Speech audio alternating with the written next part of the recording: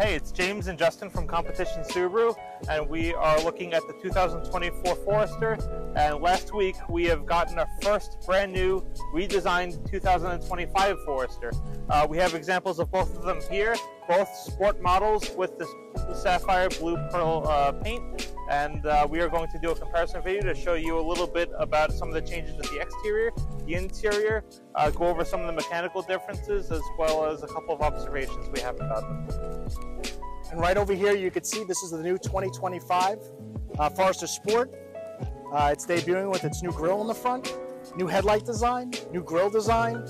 Whole car's been remodeled for 30 years. They've sold more than 2.6 million of these in the United States, and we anticipate this car to be a real big seller. Based on the fact that you still have all the Subaru cues, it still has a familiar look, but completely updated, modernized, and revised for 2025. 100%, the Subaru Forester has always been one of our best-selling models. There are a lot of differences to cover in this full redesign, but one of my favorites personally is the look of the headlights. You could definitely tell in the 2025 that it's a little bit more of a streamlined look, and me personally, I love the fact that they got away from the chrome and there's just black and white on the headlight of this sport model. And the headlights also extend a little bit nicer and a little bit more fluid into the front of the grille. It almost makes up now a part of the styling with the grille, where before in the previous model, they were kind of disjointed. The new grille is significantly larger, integrates the new Subaru logo into the front of it, and then you have the tie-in for the bottom with the new fog lights. The whole front end is just a much more aggressive look, subdued still, and you still get that Subaru vibe when you're looking at it. Going to the side of the car, you have these Fender Arches, similar to what you have in the WRX. They're much more angular on this car rather than round on the previous generation. They also have that vent over there. Also the wheels are different across the board on the new Forester. You have 17-inch wheels that come on the base as well as the premium. Then you have 19-inch wheels that are available on the Sport as well as the Touring, and an 18-inch wheel to round that out on the limited model. On the Sport model, you have the bronze finish on a 19-inch wheel, which looks really cool. And that carries over really well into the integration of the bronze color down here below on the doors. Stretches down the side, gives a real modern, fresh look. They've even integrated that color into the badging on the side, which is also new and unique now to the Forester model over here, where you see the symmetrical all-wheel drive system. You still retain the nice large windows, which these cars are known for. The Forester is known to have great sight lines, great visibility, limited if almost no blind spots, and you still have the large massive windows on the side. Driving this car over here today, it's just a great field of view no matter which direction you look, particularly out the back glass. They've made that so you could see perfectly out the back. Another big change here, you can see in the roof racks on the top. These are integrated into the vehicle now on the top. Much more streamlined, much more modern looking, and just a better presentation overall. Moving to the inside of the new 2025 Forester, as we open the doors, there's a lot of changes here happening that are pretty apparent as soon as I get in here. First of all, looking at the trim now on the inside, it was all redone. Again, carrying through with the theme of the bronze, it carries into the door panel up here on the top. Subaru also integrated now at the bottom over here, a little scuff protector, because I know my kids at home, when they're opening doors, love to use their foot to open the door. So that's just a nice way to protect the inside of the bottom portion of the door. Looking on the inside of the car here, the biggest change you're going to notice, particularly on the Sport model, is now the integration of the StarTex seating material, which is Subaru's proprietary non-leather material. Looks and feels like leather, but without any of the drawbacks of leather. You're not going to have cracking, fading, peeling, or anything like that. You can clean it with a regular detergent, and in addition to that, it is water resistant. So it's designed to hold up really well. You can throw your boots on it, you can throw your muddy jacket on it. It's not going to be much of an issue. But all of this stuff now ties in beautifully. You have the bronze accents down here, the bronze stitching. Really came together really nice. There's a couple of interesting design accents. If we take a look at the steering wheel or even the trim on the side of the car or the stitching, that bronze color extends from the outside to the inside of the car, as we can see. There's a couple of nice little details that just kind of step it up in terms of styling. I like the chrome little knob for the AC vents, and the AC vents themselves will look a little bit more trendy and interesting to look at. There's this wavy sort of pattern on the dashboard right above the bronze accent we referenced earlier, which I like a lot. The door as well as the seat looks nice. Everything else in here is fairly standard practice for a Subaru, and obviously there's the new big screen that you see in all of the other cars that we have that has Apple CarPlay and all the other features that are expected. The X mode is still available on this car, and there's a couple of different driving modes that change the driving characteristics of the car. Also in the back seat, we have Justin back there. How's the room? There's plenty of room back here. I have 2 USB ports conveniently located right here. I have my adjustments for my AC and my heat right here. Some nice pockets to store magazines, paperwork, or anything I need to put back here. Again, the StarTex seats are very comfortable and supportive. It is stadium seating, so I have a good commanding view of the road. Nice big windows. All of the trim and accents that you see in the front of the car with the stitching, bronze trim along the top of the door panel, all carry through. It's a real comfortable place to be. I got a nice grab handle. Plenty of room for me back here. James, how tall are you? 5'10"? Yes. And you're in your normal seating position? Yep. And I have a solid 10 inches in front of me in this back seat. There's plenty of room. And you could easily fit 3 adults back here. And if you don't need the rear seats, you can just fold the seats down and use it as cargo space. Absolutely. Very comfortable back here. The new 25 Forester also carries some positive changes to the back of the car too. You'll notice that there's a color match spoiler as opposed to the black one that's on the 2024 Forester. What I also like is the design of the taillights is really awesome. There's this gray accent that carries through that I think looks really, really nice. A little bit more subtle than what's on the previous model Forester. I love how the taillights transition into this trim piece that actually sticks out a little bit and has this really cool look to it, and the emblem is built into it.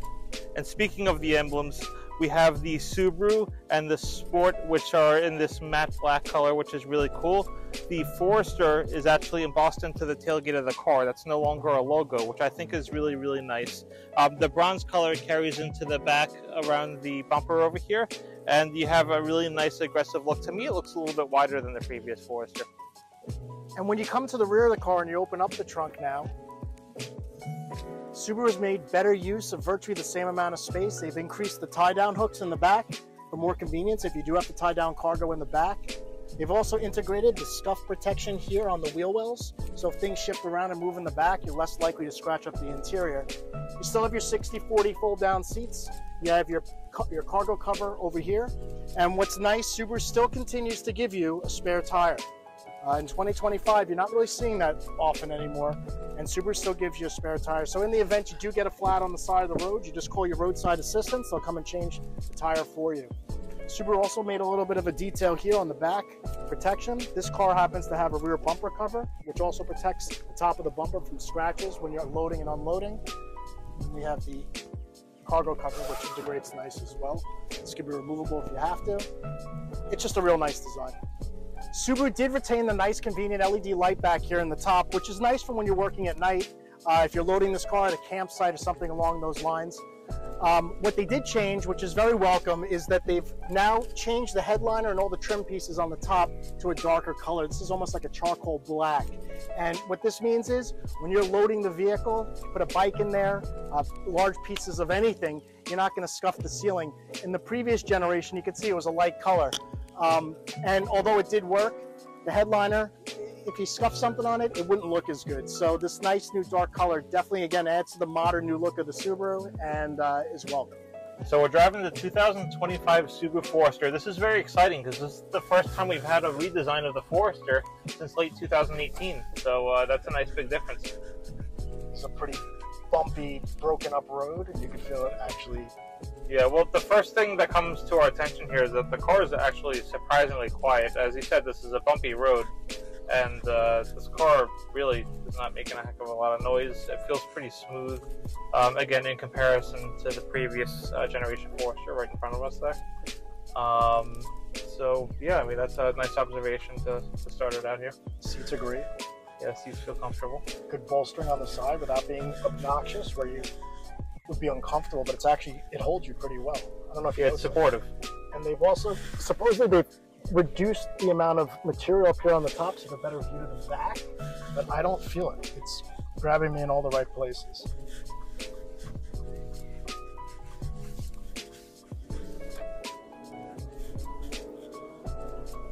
That boxer engine, there it is. There you go. I mean, it feels about the same, probably just a touch quicker, which is surprising because it's 2 horsepower less than the predecessor model, but it feels pretty smooth. And again, you feel the vibrations quite a bit less. I mean, that was probably 70–80% throttle right there, and you really didn't feel much from the drivetrain. But it carried you pretty quickly to 60 miles per hour there, and it feels really nice. Yeah, you can definitely tell that Subaru invested a lot in to make the car quieter and smoother. It's try to refine the car. It's completely apparent. Yeah, very similar to what they did with the last Outback and now the newer Crosstrek. It's a major difference in how smooth and quiet the car is. As a passenger, I could feel how rigid the chassis is in this car. It just feels solid. With every new redesign, you assume that the car is a little bit heavier, but you really don't feel much of a change in the weight or performance. What I actually liked and I was surprised was the steering feel when I drove it before. It's tight. It has a nice road feel to it. And I believe that has to do with the components from the WRX being carried over into the steering system of this car. You could definitely feel the road, and it doesn't feel over boosted. It has a nice connection to the road. Yeah, the Bridgestone tires feel really nice. That's probably a step up also. And the 19-inch wheels. You have a little bit more wheeled, a little bit less sidewall. How do you find the visibility? Visibility is fantastic. The visibility is pretty comparable to the old car in about every way, but the major difference is definitely that rear window. It's much bigger, and you can really see a lot out of it. It goes down a little bit further than the previous model, and you can definitely see quite a bit out of the back of the car, which is unusual and always a weak point for many cars. It's so quiet. It really is. You could hear a pin drop when you're sitting at idle. And this car has the Sport Tune suspension, which for the first time, Sport isn't just a badge. Now the car actually has this suspension tuned, so you're getting more of a performance-oriented ride in the Forester. And it feels pretty grippy. I mean, again, it's not a WRX, but for an SUV, definitely rides and handles really well. So the suspension in conjunction with the Sport mode, which changes the CVT settings a little bit, it definitely feels a little bit more athletic and a little bit more aggressive. As I said before, the power going onto a straightaway, there's not a lot there, but what the car does have is a very smooth power band. Yeah, wow, the car really doesn't feel like it's trying very hard.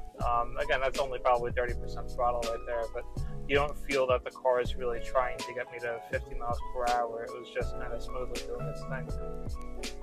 When you have a smaller engine with less power, usually you hear that the engine feels a little taxed, and it really doesn't with this car. You're still getting fantastic gas mileage. Just to go over some of the safety merits that this car has earned over the years, it has had, was it 17 years? 17 years up to 2024, top safety pick rated by IIHS, which is more than any other vehicle in its class, making this one of the safest cars on the road. And we absolutely anticipate that this car will just continue along those lines, if not maybe even do better. Yeah, I mean, it should at least do as well as the previous ones, we would think. We know that the IIHS has been stepping up some of their tests, modernizing them a little bit, and this car was redesigned just in time to try to cater to a lot of the new tests that they're doing. And part of the safety features on this car that's going to translate, obviously, crumple zones. These big windows really do make a difference. Yeah. Being able to see what's happening around you makes a big difference. It does have the new upgraded eyesight system, faster processing speed, wider view. The car is just built with safety in mind, just like every other Subaru. Obviously, we have the all-wheel drive system, which helps in all weather, not just snow and rain, but dry pavement as well. So safety is always at the forefront of everything Subaru designs, and we anticipate this car is going to do really well with all of the crash tests through Insurance Institute. And come on down, check it out, see what it drives like. It drives fantastic. Just to show off one of our favorite color options in this car, new for 2025 is River Rock Pearl, which is a color that's offered on the new Forester.